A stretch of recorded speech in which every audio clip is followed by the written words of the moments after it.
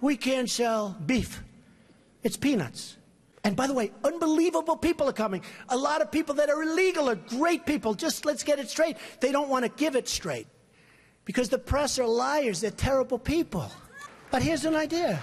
So Mexico is sending lots of people. And by the way, they're coming from all over the world, including the Middle East. Why not? Come in. Come on in. We're stupid. We'll take care of you. We'll pay. Get sick, we'll take care of your hospitalization. What kind of a plan do you want? Oh, Don, you're a little controversial. You're talking about illegal immigration. I said it's illegal. That there are, for immigrants on the whole, Come on, try getting it out. Try getting it out. I'll get it out. I mean, I don't know if you're going to put this on television, but you don't even know what you're talking about. Try getting it out. Go ahead. The premiums are going through the roof. The deductibles, frankly, you have to get hit with a Komatsu tractor in order to use them. They're so high.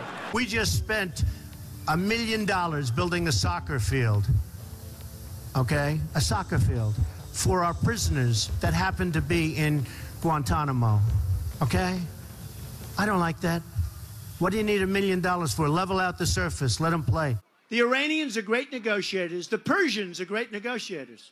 And we have people that are babies. It's like a chess player, grandmaster, playing against a checkers child. No, that's what it is. We give them, think of it, a nuclear scientist, and they won't give us our hostages back.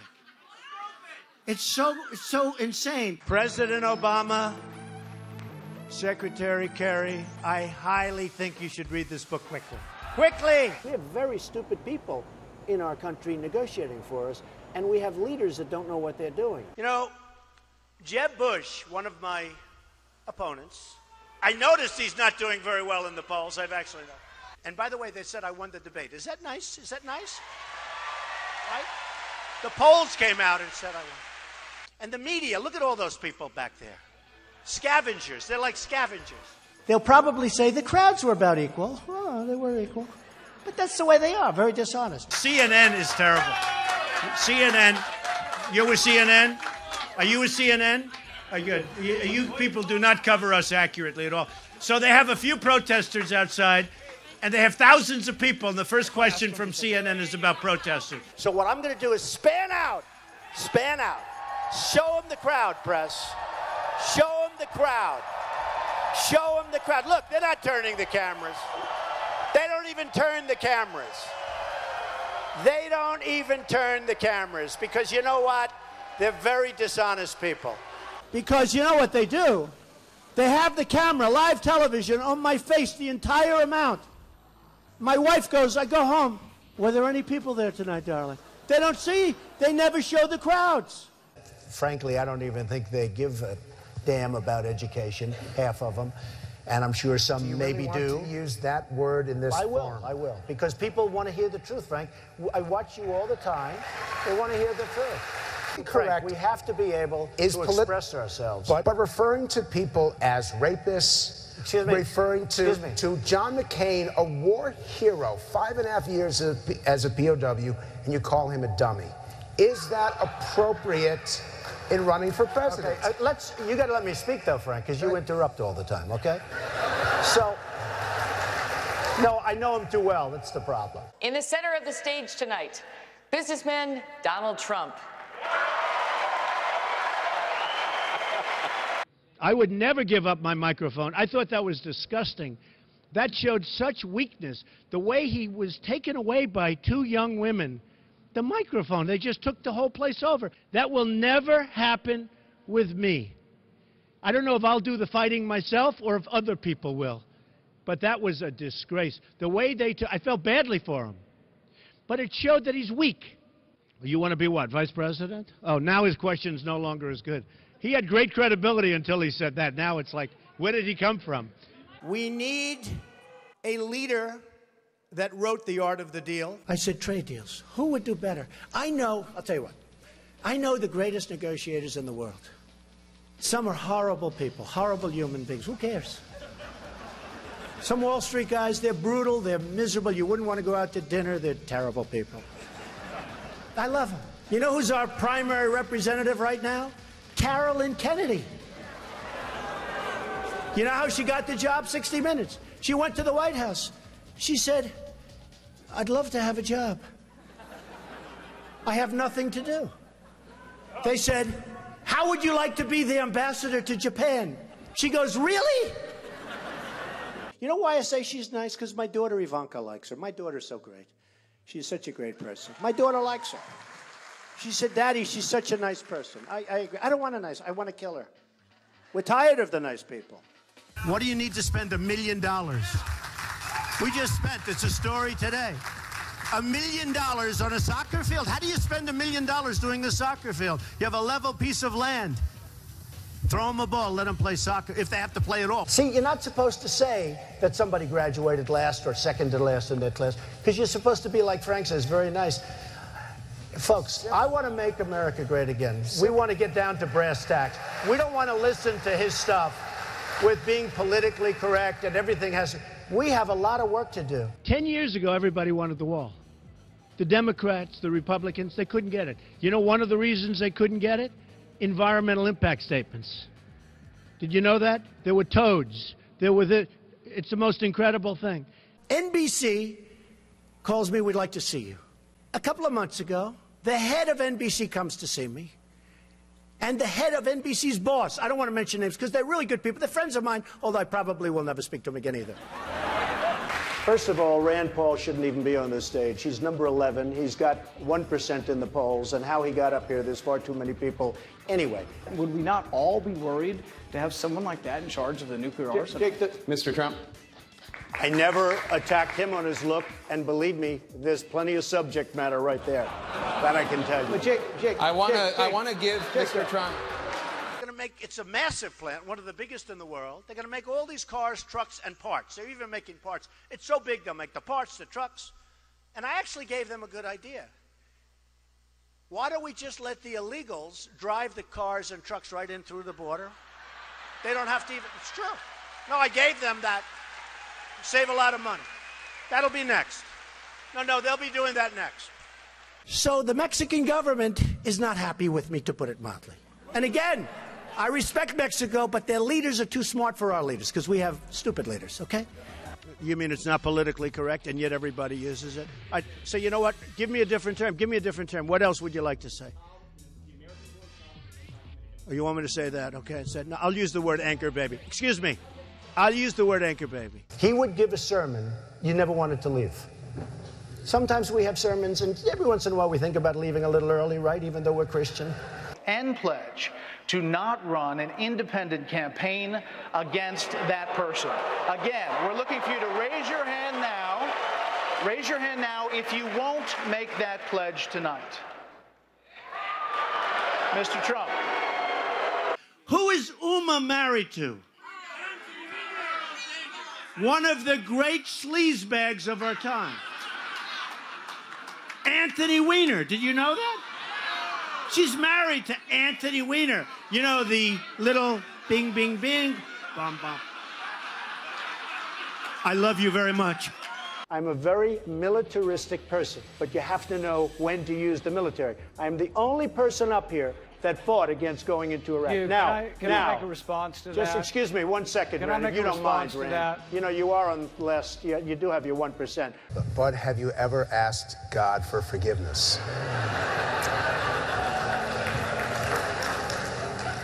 I'm not sure I have. I just go and try and do a better job from there. I don't think so. I think if I do something wrong, I think I just try and make it right. I don't bring God into that picture. I don't. I could say absolutely, and everybody. I don't think in terms of that. I think in terms of let's go on and let's make it right. Let's say that Jeb Bush or Hillary or one of these politicians all talk, no action, all controlled by lobbyists and special interests and donors. People like me from previous months, okay? Total control. Bing, bing, bong, bong, bing, bing, bing. You know what that is, right? We have heads being chopped off because they're Christian in the Middle East. We have borders where people are being killed all over. The world is cracking up, and they're worried about my tone. So what would President Trump do? So I don't have money. I don't have lobbyists. In fact, I've had, in the last 2 weeks, because I've hired many of the lobbyists. That's true. I hire lobbyists. They're great. They're terrific people. They can do whatever the hell you want them to do, okay? It's true. Dave, I was a businessman. I got along with Clinton. I got along with everybody. That was my job, to get along with people. But the simple fact is... Excuse me. 1 second. No. I didn't want to... Donald, you cannot take... More energy tonight. I like that. Look. I was asked the question. I didn't want... It was my obligation as a businessman to my family, to my company, to my employees, to get along with all politicians. I got along with all of them, and I did a damn good job in doing it. Go ahead. So... And the poll just came out, and I'm tied with Jeb Bush. And I said, oh, that's too bad. How can I be tied with this guy? He's terrible. He's terrible. Hillary Clinton was the worst Secretary of State in the history of our country. The worst. Our enemies are a disaster. Our friends, and they hate us more. So Uma is getting classified secrets. She's married to Anthony Weiner, who's a perv. No, he is. Somewhere there we'll find a balance tonight. So I would have dinner with my kids almost always, and I'm always available to my children. I could be in the middle of the biggest, most important deal. For instance, if Ivanka called me right now and say, bye-bye, Frank, you're a wonderful guy. I think it's unlikely, but if Jeb became president, when they say, Mr. President, it's very bad that Ford's building in Mexico. Oh, okay. We'll do something. Let me go to sleep first. We'll do something. We need somebody that can take our jobs back, Frank, because we're going to hell. Our country's going to hell.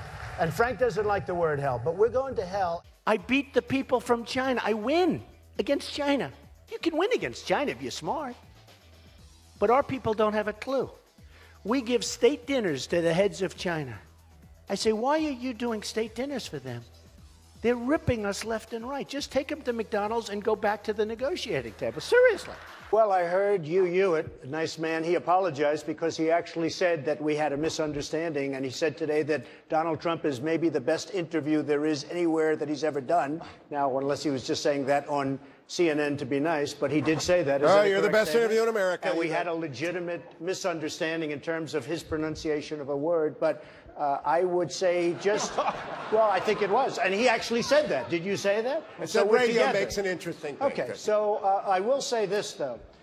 You was giving me name after name, Arab name, and there are few people anywhere that would have known those names. I think he was reading them off a sheet. And Fox hasn't touched this. And I've been in touch with Kelly, too. And I've been in Let's go. Come on. Gotta go. All right. Gotta go. You're screwing up my whole speech this guy. Yeah. Go ahead. There's counterfeit substandard parts in most of the nuclear plants in the United States. Counterfeit substandard parts in nuclear plants in the United States. I'm not surprised to hear that. Why? Am I surprised? And some of them have come from China.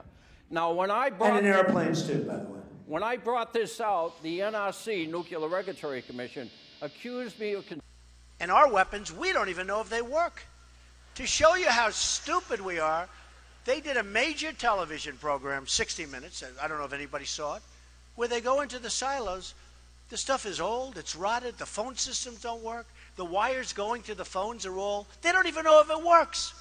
And I said, if I were Obama, I wouldn't be showing that.